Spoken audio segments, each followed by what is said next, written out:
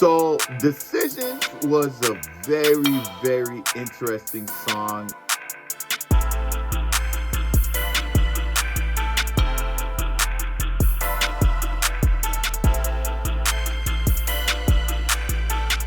So Decisions is a very interesting song, how it actually came about. It was honestly a lot in the making because it wasn't one of those songs that it didn't have a typical creation process. I think this song probably had the most unique process as far as how it ended up being a song. So I guess I'll try to explain it the best way I can. So when it came to the decisions, the first thing that actually came about before the beat, before anything else, was the actual chorus, right?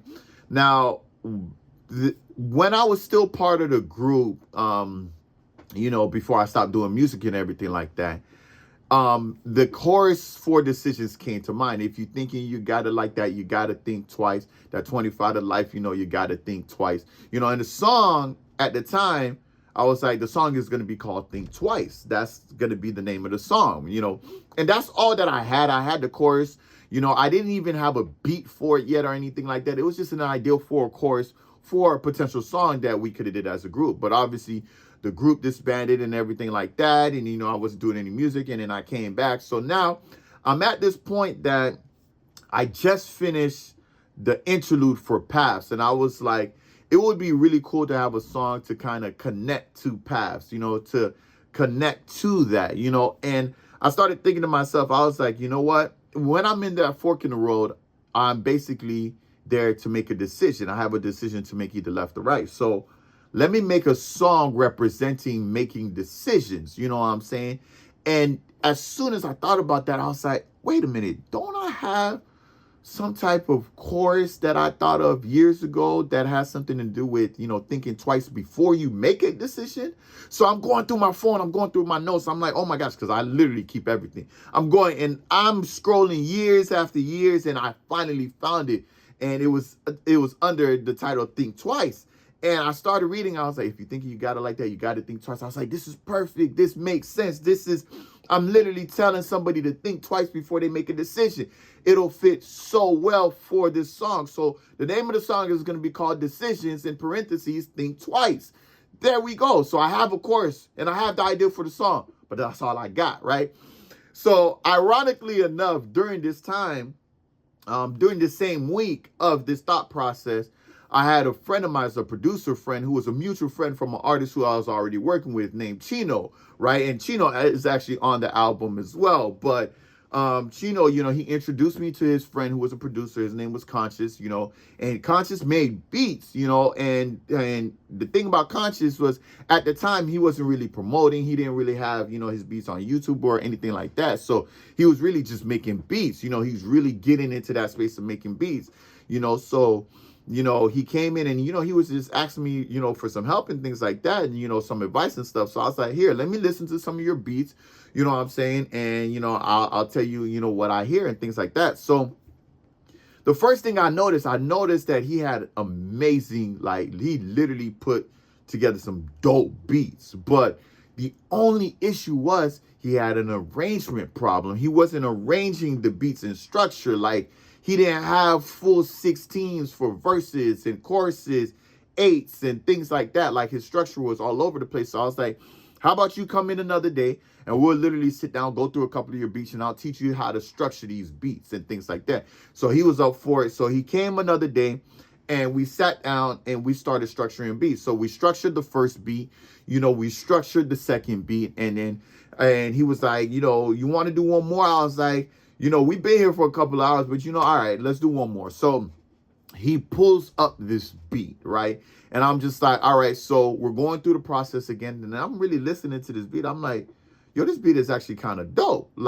He was like, word, would you mind using it? I was like, nah, yeah, I'll use it. Sure. I mean, it sounds dope. Here, let's get this arrangement together and see how it sounds. And then, we'll go from there. So basically what we did was we pulled up the beat just like we pulled up all the other beats, and I just basically helped them arrange it. Now, as you can see, this is chopped up into a bunch of little pieces. And at first when I put it on here, it was all one long track. This was one long track. This was one long track.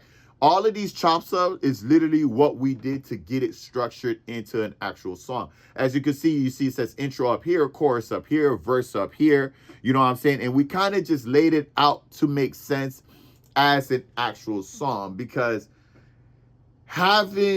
making a beat is one thing. Putting it into a structure to actually make to make a song is something entirely different. So that's what we ended up doing with this. And by the time we were done, I was like, yo, it sounds dope. It sounds awesome.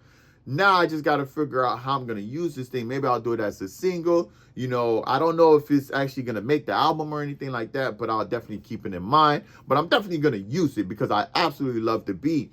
And then I just remember listening to it on the way home after Conscious left. I left the studio. I'm driving home, and I thought about the thing twice, and I heard it in my mind, and it was like, if you're thinking you got it like that, you got to think twice. That 25 to life, you know, you got to think twice. And I'm listening to it on the beat. I'm like, yo, it's a perfect fit. Look at God work, man. So I'm ecstatic about it. You know, I text him. I'm like, bro, this is going to be on the album. I got a perfect idea for it, everything like that. He was ecstatic for it. And that's where Think Twice came about. So from this point, I laid down the hook because that's all I had. All I had was a chorus. I didn't have any verse yet or anything like that. All I had was a chorus. So I laid down the chorus. And then from that point, I proceeded to think about the actual verse, you know, and then, you know, a couple of days later, the 16 came. You know, I laid down my 16 and I was like, all right, that's dope. I got my 16, got the hook.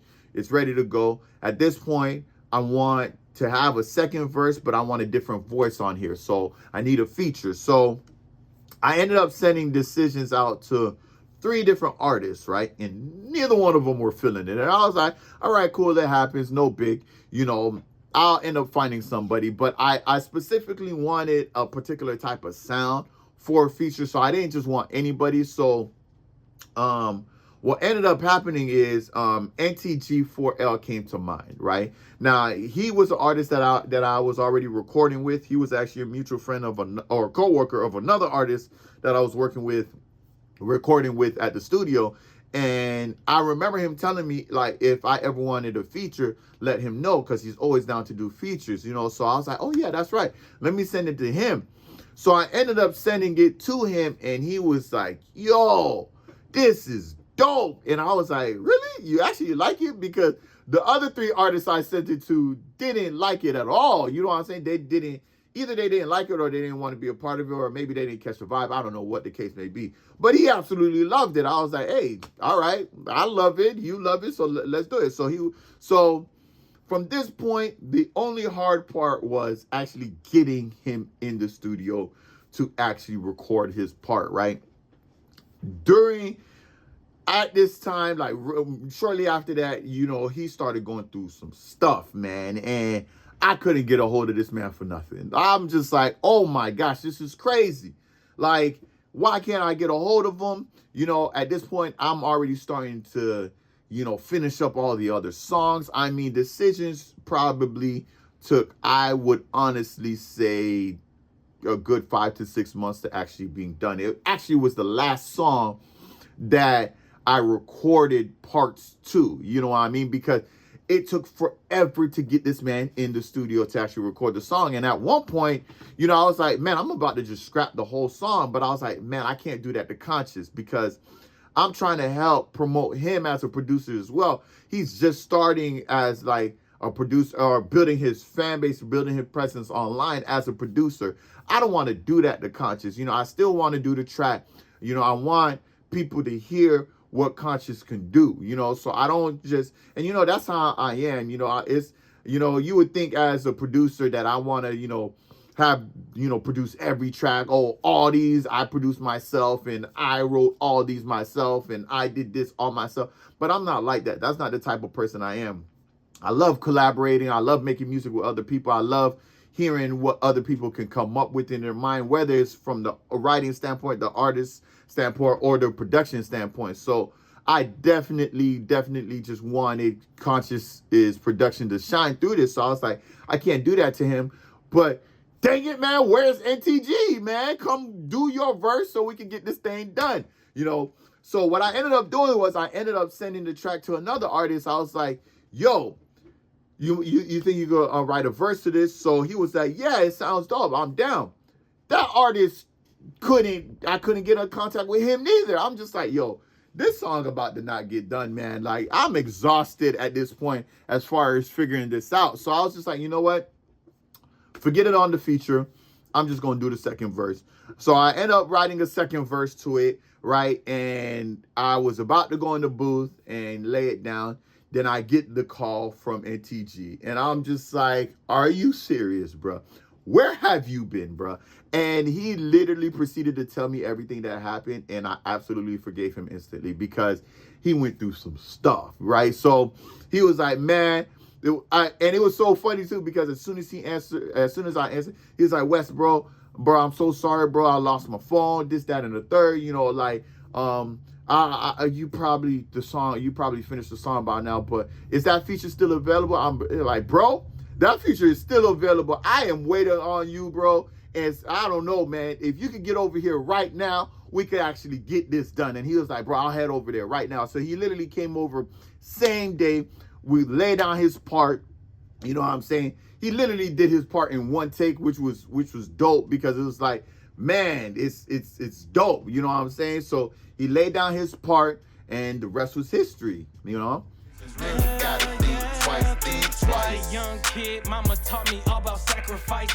So in the end, I can honestly say that it was worth the wait, because the song came out perfect. You know what I'm saying? It makes so much sense following the interlude and leading into the next track, you know, so I absolutely love it. You know, sometimes that's just the roller coaster of making music. Not everything plans out or goes the way you think it's going to go. You know what I'm saying? But if you stay diligent and you stay patient, eventually you'll make something dope. So that's pretty much how the decision went down. If you're thinking you got it like that, you gotta think twice. That 25 to life, you know you gotta think twice. That price too high, man,